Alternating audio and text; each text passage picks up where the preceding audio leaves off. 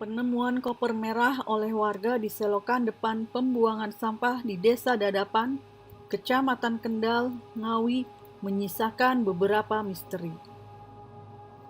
Pasalnya, koper merah itu berisi badan seorang wanita yang tidak utuh, tidak berkaki, dan tidak berkepala. Tentu saja misteri pertama itu identitas korban. Siapakah gerangan wanita berkulit bersih itu? Bagaimana bisa terjadi seperti itu? Di manakah bagian tubuh yang lainnya? Hingga siapakah yang tega melakukan itu semua? Bagaimana pula dengan misteri kamar 301 sebuah hotel di Kediri? Setidaknya ada 7 misteri dari penemuan koper merah ini. Mari kita simak kisah lengkap yang mengupas berbagai misteri di balik koper merah itu. Namun, sebelum melanjutkan kisah ini, bagi yang belum subscribe, silakan klik like, subscribe, dan tanda lonceng terlebih dahulu agar Anda bisa nyaman menyimak kisah ini.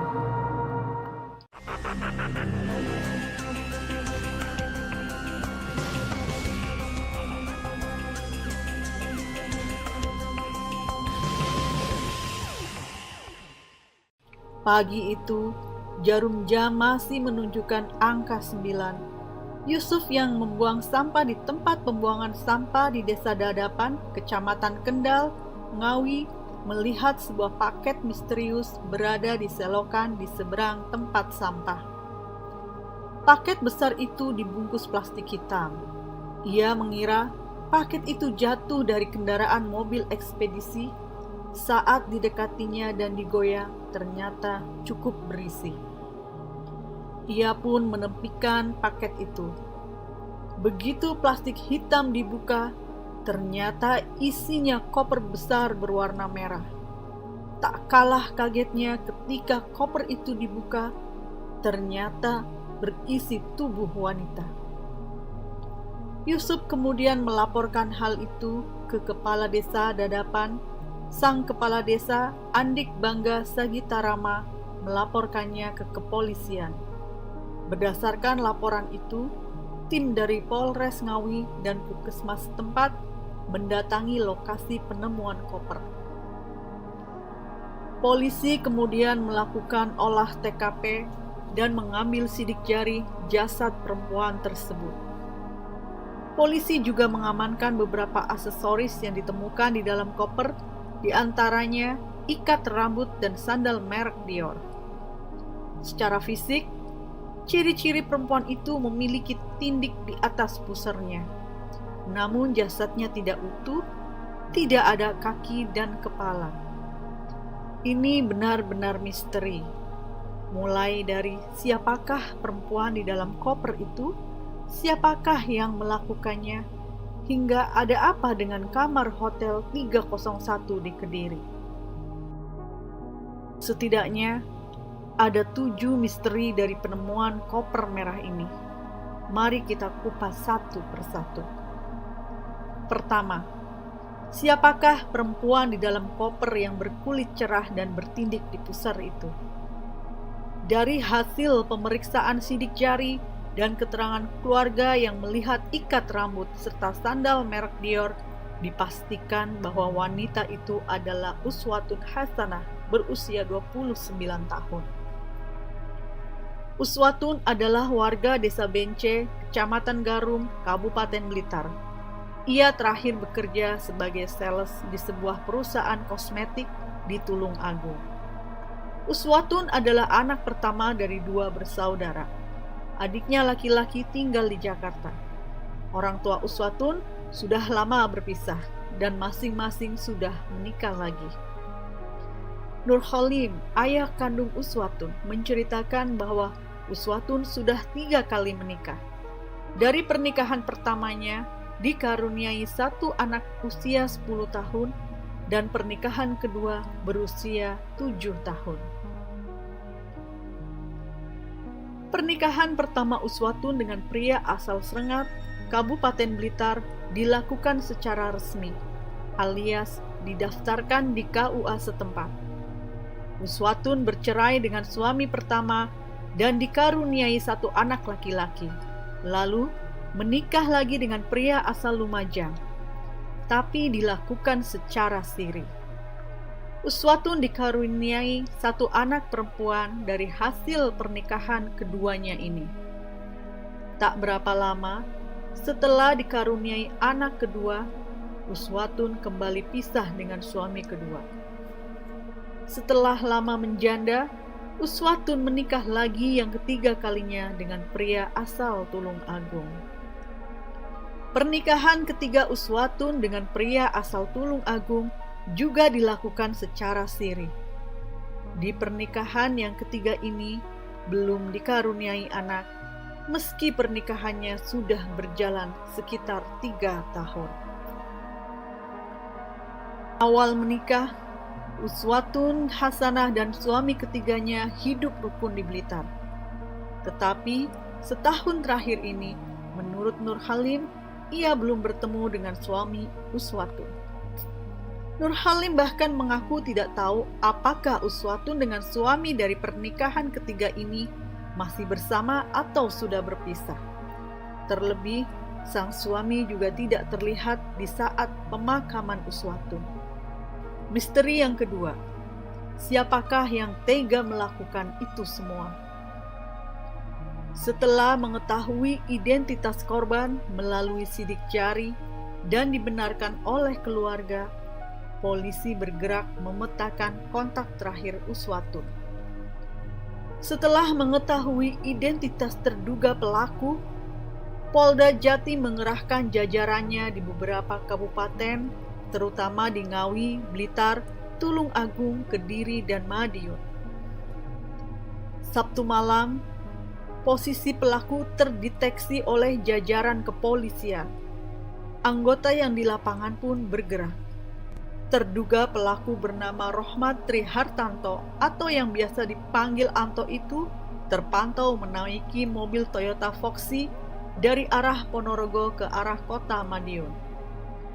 Aksi kejar-kejaran mobil sempat terjadi, hingga akhirnya polisi berhasil memotong jalur pelaku di Jalan Raya Madiun Ponorogo. Mobil Anto yang terhalang mobil polisi pun tidak bisa kabur. Tepat hari Minggu, 26 Januari 2025, pukul 00.30, Anto diringkus tanpa perlawanan di Jalan Raya Madiun Ponorogo di daerah Kelurahan Pandean, Kecamatan Taman, Kota Madiun. Pria berusia 33 tahun itu berasal dari Tulung Agung. Anto diketahui sudah memiliki istri dan anak dan tinggal di Jombang. Ia bekerja jual beli mobil bodong, juga mobil-mobil hasil tarikan kredit mobil yang macet dan pegadaian. Saat digelendang ke Mapolda Jatim, Anto berpenampilan casual. Ia memakai kemeja lengan pendek warna hitam bermotif gambar floral berwarna putih, semua kancingnya terbuka dan menampakkan kaos dalam yang dikenakannya berwarna hitam. Selama digelendang menyusuri halaman parkiran menuju ke gedung Mapolda Jatim, pria bercelana jeans warna biru dongker itu hanya tertunduk dengan borgol di kedua tangannya. Misteri yang ketiga, apakah hubungan antara Uswatun dan Anto? Sebelumnya, dikabarkan bahwa Anto adalah suami siri Uswatun. Begitupun dengan keterangan awal Anto. Beberapa saat setelah ditangkap, dia mengaku sebagai suami siri Uswatun. Namun setelah didalami oleh kepolisian, ternyata Anto dan Uswatun hanya berpacaran dan sudah berhubungan selama 3 tahun. Ternyata pengakuan nikah siri hanya untuk mengelabuhi orang di sekitarnya saja. Misteri yang keempat, di manakah potongan tubuh lainnya? Beberapa saat setelah ditangkap, Anto pun dimintai keterangan oleh kepolisian. Dari keterangan Anto itulah diketahui 2 titik pembuangan anggota tubuh lainnya. Polisi yang di lapangan pun bergerak mencarinya. Tim Polda Jatim bersama jajaran Polres Ponorogo menemukan potongan kaki Uswatun di tempat pembuangan sampah di Kecamatan Sampung, Kabupaten Ponorogo pada hari Minggu 26 Januari pukul 4 pagi. Sedangkan potongan kepala ditemukan di Trenggalek. Tim Jatan Ras Polda Jatim bersama Polres Trenggalek menemukannya terbungkus plastik putih di pinggir jalan Desa Selawe, Kecamatan Watulimo, Kabupaten Trenggalek. Bungkusan plastik putih itu ditemukan di pinggir jalan dekat sungai kecil pada hari Minggu 26 Januari 2025 pukul 8 pagi. Luar biasa, dibuang di 3 kabupaten yang berbeda, tubuh di Ngawi, kaki di Ponorogo, dan kepala di Trenggalek.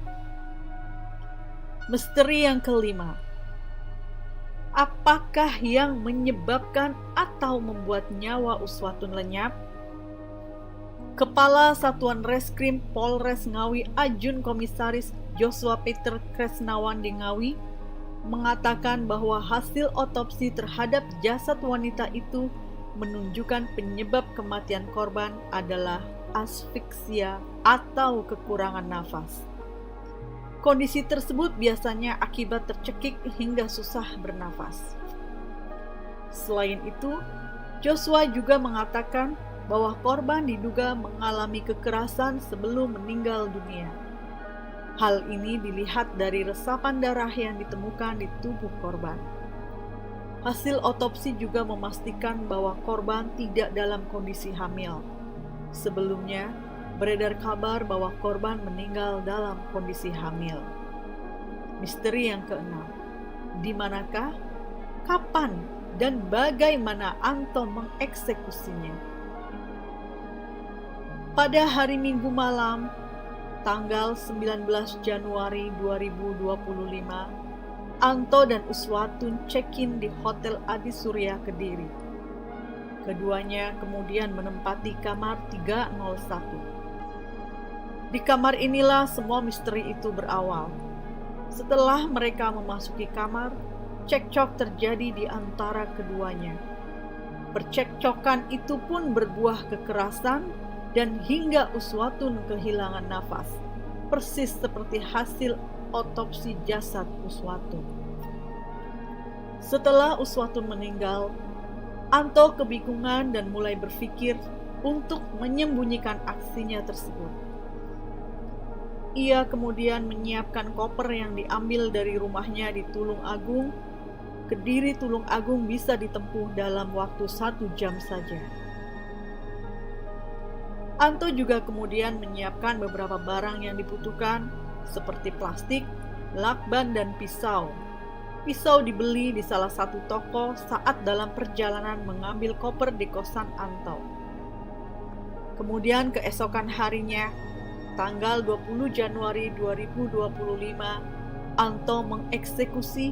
Ia memisahkan beberapa bagian tubuh. Hal itu dilakukan karena koper tidak cukup untuk menampung utuh tubuh Uswatun. Anto pun kemudian membuangnya di 3 lokasi, di Trenggalek, Ponorogo, dan di Ngawi menggunakan mobil SUV berwarna putih. Misteri yang ketujuh, apa yang menjadi motif perbuatan Anto? Cekcok seperti apakah yang sampai berujung pada perbuatan keji itu? Percekcokan di kamar 301 dimulai dari rasa cemburu keduanya. Anto merasa cemburu karena menyangka Uswatun memiliki pacar baru. Bahkan, laki-laki yang disangka pacar baru Uswatun itu diketahui Anto pernah masuk ke dalam kosan Uswatun di Tulung Agung. Sebaliknya, Uswatun juga cemburu karena istri sah Anto hamil lagi. Ternyata keduanya sama-sama cemburu. Itulah yang menyebabkan tragedi itu terjadi. Sungguh, cemburu yang tidak pada tempatnya. Begitulah Ketika hubungan terlarang dipupuk, maka akan melahirkan buah berupa perbuatan terlarang pula. Menyemai kejahatan, maka akan melahirkan kejahatan lagi.